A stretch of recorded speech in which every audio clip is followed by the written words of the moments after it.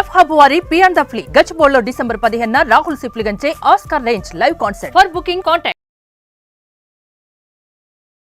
Welcome to Suman TV. నేను మీ Suman TV. నాకు మంచు మోహన్ బాబు గారి ఫ్యామిలీలో జరుగుతున్నటువంటి కొన్ని ఇన్సిడెంట్స్ ఎక్కడి నుంచి స్టార్ట్ అయ్యాయనంటే మనోజ్ పెళ్లి దగ్గర నుంచే స్టార్ట్ అయ్యాయా అనంటే కొన్ని కీలక విషయాలు వాటికి సంబంధించినటువంటి వాటిలో అవును అనేటువంటి కథనాలు ఎక్కువ మనకు వినిపిస్తూ ఉంటాయి. అయితే దీనికి సంబంధించి ముందు నుంచి మంచు విష్ణుకి అండ్ మనోజ్కి మధ్య గొడవలు కూడా జరుగుతున్నాయనేటువంటిది రకరకాల కథనాల్లో ముందు నుంచి చూసి ఉన్నాం. అండ్ 1 year బ్యాక్ కూడా దానికి సంబంధించినటువంటి అప్డేట్స్ అయితే కొన్ని మనం చూడటం జరిగింది. మంచు విష్ణు ఏ విధంగా అయితే మనోజ్ మీదకి వెళ్ళటం జరిగింది అనేటువంటి దానికి కొన్ని వీడియో క్లిప్పింగ్స్ కూడా బయటికి రావడం జరిగింది. దాని తర్వాత అదేదో ఒక్కొక్క షో లాగా ఫర్దర్గా తెలుస్తాయని చెప్పి ఒక వీడియోని రిలీజ్ చేసే ప్రయత్నం కూడా చేయడం జరిగింది. అయితే మనోజ్ పెళ్లి దగ్గర నుంచి కనుక మనం చూసుకుంటే ఆ ఇంట్లో గొడవలు మొదలయ్యాయా, ఏమైంది, దీనికి సంబంధించింది అనేది ఈరోజు మనతో పాటు హైకోర్టు అడ్వకేట్ రవీంద్రనాథ్ గారు ఉన్నారు. పూర్తిగా అది వారి మాటల్లోనే తెలుసుకుందాం. నమస్కారం సార్. నమస్కారం నరేష్ గారు. మంచు మనోజ్ పెళ్లి దగ్గర నుంచి ఇంట్లో గొడవలు స్టార్ట్ అయ్యాయా? ఎందుకంటే దీనికి సంబంధించినటువంటి వాటిలో మౌనిక ఇంట్లోకి రావటాన్ని మోహన్ బాబు గారు వ్యతిరేకిస్తున్నారు అనేటువంటి దాని మీద రకరకాల కథనాలు మనం చూస్తున్నాం. ఈవెన్ మంచు మనోజ్ గారు నేను మాట్లాడిన దాన్ని బట్టి కూడా మనం చూసుకుంటే దాంట్లో కొన్ని స్టేట్మెంట్ని కనుక మనం అబ్జర్వ్ చేస్తే నిజంగానే మౌనికతోనే ప్రాబ్లమా అన్న డెఫినెట్గా సందేహాలు అయితే రాకమానదు. వెరీ ఇంట్రెస్టింగ్ క్వశ్చన్ నాగరాజ్ గారు. ముఖ్యంగా మంచు మనోజ్ గారు, ఇది మనం ఒక 3 క్యారెక్టరిస్టిక్స్ తీసుకుందాం. మంచు ఫ్యామిలీ, భూమా ఫ్యామిలీ. మంచు మోహన్ బాబు గారి కుటుంబంలో విష్ణు గారు, మన లక్ష్మీప్రసన్న గారు, అదేవిధంగా మంచు మనోజ్ గారు, ఇదంతా ఒక ఫ్యామిలీ. భూమా ఫ్యామిలీ వేరు.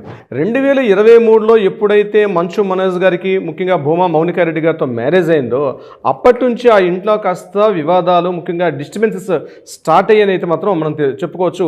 ఇది ఎందుకు మనం ఈ విషయం చెప్పగలుగుతున్నామంటే నిన్న మధ్యాహ్నం చెప్పినటువంటి మంచు మనోజ్ గారు ప్రస్తుతం మీడియాతో మాట్లాడుతూ కొన్ని విషయాలు కొన్ని కీలకమైన విషయాలు మాట్లాడారు. మరలా దీన్ని కంటిన్యూషన్గా మళ్ళీ ఈవినింగ్ 5:30కి చెప్తామని చెప్పారు. బట్ సిపి నుంచి కొన్ని గైడ్లైన్స్ అనుకుంటా, బహుశా ప్రెస్ మీట్ పెట్టలేదు. బట్ ఆయన కొన్ని క్రూషియల్ పాయింట్స్ మాత్రం చెప్పడం జరిగింది. ఒకటి ముఖ్యంగా మనోజ్ గారు ఎలా చెప్పారంటే 2 వైపులా ఇబ్బంది పడుతున్నారు. ఒకటి మంచు ఫ్యామిలీతో, తన ఫ్యామిలీతో ఫైట్ చేస్తున్నారు. అట్ ద సేమ్ టైం తన భార్య ఏంటి భూమా మౌనికారెడ్డి గారి యొక్క ఫ్యామిలీలో కూడా కొన్ని డిస్టర్బెన్స్ ఉన్నట్టుగా తెలుస్తుంది. మనం కాస్త భూమా అంటే ఇప్పటివరకు అందరం మనం మాట్లాడుకుంటున్నాం మంచు ఫ్యామిలీ, ఇది కాకుండా భూమా మౌనికారెడ్డి గారి ఫ్యామిలీ కాస్త మనం టచ్ చేయగలిగితే అక్కడ కొన్ని విషయాలు వెలుగులోకి వచ్చాయి. అదే మీతో పంచుకునే ప్రయత్నం చేస్తాను నాగరాజ్ గారు. ముఖ్యంగా భూమా మౌనికారెడ్డి గారు ఎవరు అంటే ఈవిడ భూమా నాగిరెడ్డి గారు, భూమా శోభ గారి యొక్క రెండో అమ్మాయి. అంటే భూమా నాగిరెడ్డి గారు ఎవరు? ఈయన 1996లో ముఖ్యంగా ఆలగడ్డ నియోజకవర్గం, నంద్యాల దగ్గర ఉన్నటువంటి ఆలగడ్డ నియోజకవర్గం నుంచి 1996లో ఆయన పివి నరసింహారావు గారు, అప్పట్లో ఉన్నటువంటి అంతకుముందు ఉన్నటువంటి ప్రధానమంత్రి హోదాలో పనిచేసినటువంటి పివి నరసింహారావు గారు ఎప్పుడైతే నంద్యాల నియోజకవర్గం నుంచి పోటీ చేస్తున్నారో అప్పుడు ఆలగడ్డ నుంచి ఈయన పోటీ చేసి ఆయన మీద ఎన్నికయ్యారు. సో 1996 నుంచి భూమా నాగిరెడ్డి గారు అన్న వ్యక్తి ముఖ్యంగా టీడీపీ పార్టీలో ఒక కీలకమైన నేతగా ఎదిగారు. ముందుగా జిల్లా పరిషత్ చైర్మన్గా ఎన్నికైనటువంటి భూమా నాగిరెడ్డి గారు అంచెంచెలుగా ఎదుగుతూ వచ్చారు. భూమా నాగిరెడ్డి గారికి పూర్తిగా సపోర్ట్గా ఉండేవారు భూమా శోభ గారు. వీళ్ళకి 3 పిల్లలు. అందులో పెద్దమ్మాయి పేరు భూమా అఖిలప్రియ. ప్రస్తుతం ఆమెడ మన తెలుగుదేశం పార్టీ తరఫున ఆలగడ్డ నియోజకవర్గం నుంచి ఆవిడ ఎమ్మెల్యేగా ఉన్నారు. రెండో వ్యక్తి భూమా మౌనిక, ఇప్పుడు మన మంచు మనోజ్ గారి యొక్క భార్య. మూడో వ్యక్తి జగత్ విఖ్యాత్ రెడ్డి అని ఒక తమ్ముడు కూడా. అంటే 2 అమ్మాయిలు, ఒక అబ్బాయి భూమా నాగిరెడ్డి గారికి. 2014లో జరిగిన యాక్సిడెంట్లో భూమా శోభ గారు యాక్సిడెంట్లో చనిపోయారు. ముఖ్యంగా ఆవిడ నంద్యాల నుంచి ఆలగడ్డ వెళ్తుండగా ఆ రోడ్డు ప్రమాదానికి గురి అప్పుడు శోభ గారు చనిపోవడం జరిగింది. 2014లో చనిపోయిన తర్వాత భార్య లేని లోటు ఎవరో పూడ్చిన విషయంతో చాలా మంచి ఎఫెక్షన్ ఉండేది ముఖ్యంగా భూమా నాగిరెడ్డి గారికి శోభ గారికి మధ్య. ఈ ఇద్దరు ఎఫెక్షన్లో ఎప్పుడైతే శోభ గారు మరణించారో తర్వాత కొన్ని రాజకీయ రకరకాల డిస్టర్బెన్స్ కూడా జరిగాయి. తర్వాత మళ్ళీ ప్రజారాజ్యం పార్టీలో వీళ్ళిద్దరు కూడా జాయిన్ అవ్వడం, ప్రజారాజ్యం పార్టీలో కూడా కీలకంగా నేతలుగా కూడా ఎదిగారు. దాంతో కొన్ని డిస్టర్బెన్స్ జరిగాయి. ఎప్పుడైతే శోభ గారు మరణించారో 2017లో భూమా నాగిరెడ్డి గారు కూడా మరణించడం జరిగింది. ఆయన కూడా ఒక హార్ట్ అటాక్తో ఆయన కూడా చనిపోయారు. సో నాగిరెడ్డి గారు శోభ చనిపోయిన తర్వాత అప్పుడు ఈ కుటుంబంలో నుండి అఖిలప్రియ పెద్దమ్మాయిగా ఉంది, రెండో అమ్మాయిగా మౌనికారెడ్డి, మూడో మన అబ్బాయిగా జగత్ విఖ్యాత్ రెడ్డి. అయితే వీళ్ళందరూ కూడా అప్పుడు చాలా చిన్నవాళ్ళు. యాక్చువల్ దీంట్లో అఖిలప్రియ మేజర్ రోల్ వహిస్తూ ఆమె ఏం చేశారంటే టోటల్గా కూడా కుటుంబం అంతటిని కూడా ఆవిడ ముందుగా నడిపించాల్సిన బాధ్యత ఆవిడ చేతుల మీదకి ఆ సమయంలో వచ్చింది. అయితే భూమా మౌనిక చాలా ఇంతకుముందు మ్యారేజ్ అయింది. భూమా మౌనిక కూడా మ్యారేజ్ అయింది, అఖిలప్రియ గారు కూడా మ్యారేజ్ అయింది. అయితే ప్రాపర్టీస్ విషయంలో ఏదైతే ఉమ్మడి ఆస్తి ఉంటుందో నాన్నగారు అమ్మగారు చనిపోయిన తర్వాత వాళ్ళ ప్రాపర్టీస్ విషయంలో మాత్రం జగత్ విఖ్యాత రెడ్డి పూర్తిగా నాకు ఇందులో అమౌంట్ అంటే నాకు ఏదైతే ఉందో నాకు రావాల్సిన ప్రాపర్టీ నాకు అనుకూలంగా రాలేదని చెప్పి ఆయన నాకు తెలియకుండానే ప్రాపర్టీస్ నేను మైనర్గా ఉన్నప్పుడే నా ప్రాపర్టీస్ని మా అక్క అఖిలప్రియ అమ్మేసుకున్నారని చెప్పేస్తూ ఒక సందర్భంలో కోర్టులో కూడా ఆయన ఒక కేసు కూడా ఫైల్ చేయడం జరిగింది. At the same time Bhuma Mounika Reddy గారు కూడా చాలా సందర్భాల్లో ఈ ప్రాపర్టీ ఏదైతే ఉందో పూర్తిగా డివిజన్ చేసి ఇచ్చేసామని చెప్పి కూడా చాలా సందర్భాలు అడిగినప్పుడు కూడా ఇప్పుడు అంత అవసరం లేదని చెప్తూ ఆవిడ కాస్త వెనక్కి తగ్గారని చెప్పి అఖిలప్రియ గారు వెనక్కి వెళ్ళని కూడా కొన్ని కథనాలు కూడా మనకు కనిపిస్తున్నాయి. ఈ సందర్భంలో ఇప్పటివరకు అయితే మనకు అందిన ఇన్ఫర్మేషన్ ప్రకారం వాళ్ళ ప్రాపర్టీస్ ఉమ్మడి ఆస్తి వాళ్ళ పేరెంట్స్ని చూస్తున్న ప్రాపర్టీ ఏదైతే ఉందో ఇప్పటికి కూడా వాళ్ళు విభజించుకున్నట్టుగా మనకు అందిన ఇన్ఫర్మేషన్ ప్రకారం అయితే లేదు. అయితే దీనికి సంబంధించి ముఖ్యంగా ఈ నంద్యాల దగ్గర ఉంటే పద్మావతి నగర్లో ఒక 4 కోట్ల రూపాయలు విలువైన ఒక ప్రాపర్టీ ఏదైతే స్థలం ఉందో ఆ స్థలాన్ని మౌనికారెడ్డి గారి యొక్క సంతకంతో అదేవిధంగా జగత్ విఖ్యాత రెడ్డి యొక్క ఫోర్జరీ సంతకాలతోటి ఈ ప్రాపర్టీని అఖిలప్రియ అమ్మేసుకున్నారని చెప్తూ ఆ మధ్య ఒకసారి సందర్భంలో కూడా జగత్ విఖ్యాత రెడ్డి కూడా మీడియా ముందు మాట్లాడకుండా జరిగింది. అట్ ద సేమ్ టైం దీని మీద మౌనికారెడ్డి గారు కూడా కొన్ని సందర్భాల్లో మాట్లాడకుండా జరిగింది. ఆ ప్రాపర్టీస్ చాలా ప్రాపర్టీ తర్వాత తెలుసుకునే విషయం ఏంటంటే మౌనికారెడ్డి గారికి సంబంధించిన చాలా ప్రాపర్టీస్ అన్నీ కూడా వీళ్ళ సంబంధం లేకుండా వీళ్ళ సంతకాలు లేకుండా ఫోర్జరీ సంతకాలతోటి చాలా ప్రాపర్టీస్ కొన్ని అమ్మేశారు.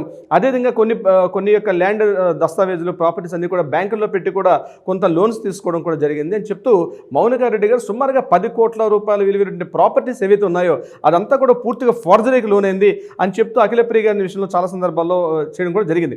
అయితే ఈ రకంగా ఫ్యామిలీ డిస్టర్బెన్స్ అన్నవి ఒకవైపు మౌనికారెడ్డి నుంచి కూడా కంప్లీట్గా ఉన్నాయి. అఖిలప్రియ మీరు చూసినట్టే ప్రెసిడెంట్ ఆవిడ సిట్టింగ్ ఎమ్మెల్యేగా ఉండడం వల్ల కూడా వీళ్ళు గట్టిగా మాట్లాడలేకపోతున్నారు అన్నటువంటి విషయం అయితే మనకి గట్టిగా తెలుస్తుంది. ఇదే సందర్భంలో 2023లో మంచు మనోజ్ గారితో మ్యారేజ్ అయిన తర్వాత ఈ విషయాన్ని షేర్ చేసుకుంది తన హస్బెండ్ అయినటువంటి మంచు మనోజ్ గారితో. సో ఇక్కడ ఏం జరిగింది, ఒకవైపు తన భార్య తరపునటువంటి ఫ్యామిలీలో ఆశ తగాదాలు చాలా చాలా తీక్షణంగా ఉన్నాయి, చాలా తీవ్రంగా ఉన్నాయి కూడా.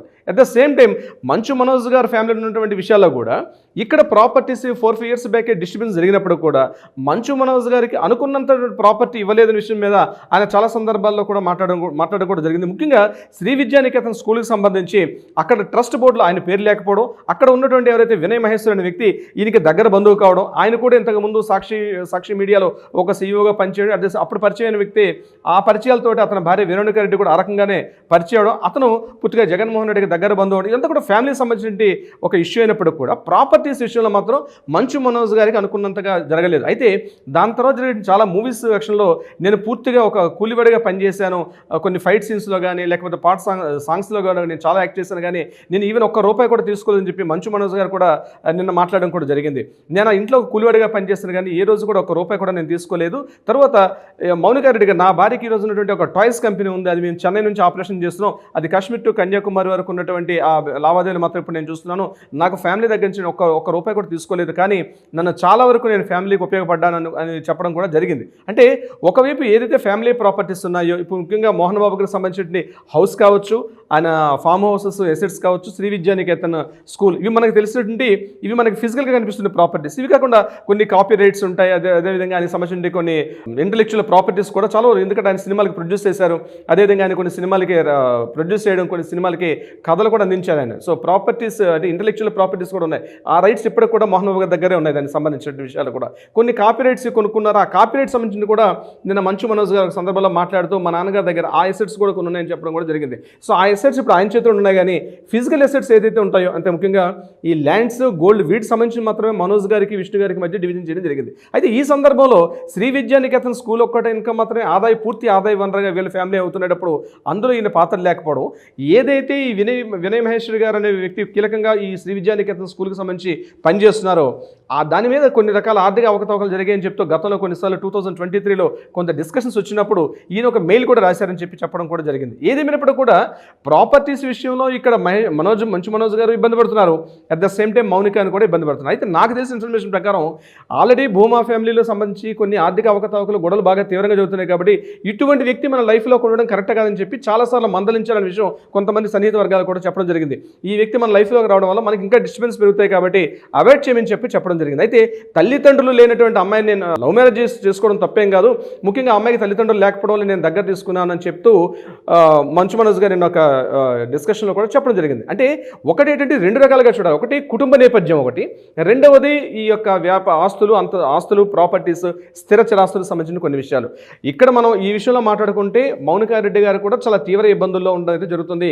ముఖ్యంగా తన సిస్టర్ అఖిలప్రియ ద్వారా గారు, అదేవిధంగా జగత్ విఖ్యాత రెడ్డి. అయితే జరుగుతున్న సంఘటనలు చూస్తే జగత్ విఖ్యాత రెడ్డి గారు అదేవిధంగా భూమ మౌనిక కలిస్తే మాత్రం అఖిలప్రియ గారి మీద ఖచ్చితంగా ఒక షూట్ ఫైల్ చేసే అవకాశం కూడా ఉన్నట్టుగా మనకి కొన్ని సన్నిహిత వర్గాలు చెప్తున్నారు నాగరాజ్ గారు. బట్ అక్కడి నుంచి ఎక్కడికెక్కడికో వెళ్తుంది కదా సార్ ఇది. అదే కదా నాగరాజ్ గారు, ఏదేమైనప్పుడు కూడా ఆస్తులు అనేవి మనుషుల మధ్య అంతరాలు పెంచుతుందనడంలో ఎటువంటి సందేహం అయితే లేదు నాగరాజ్ గారు. చూద్దామండి ఏ మేరకు వెళ్తుంది అనేది. Anyways thank you so much Ravindranath గారు. Thank you so much Nagaraj గారు.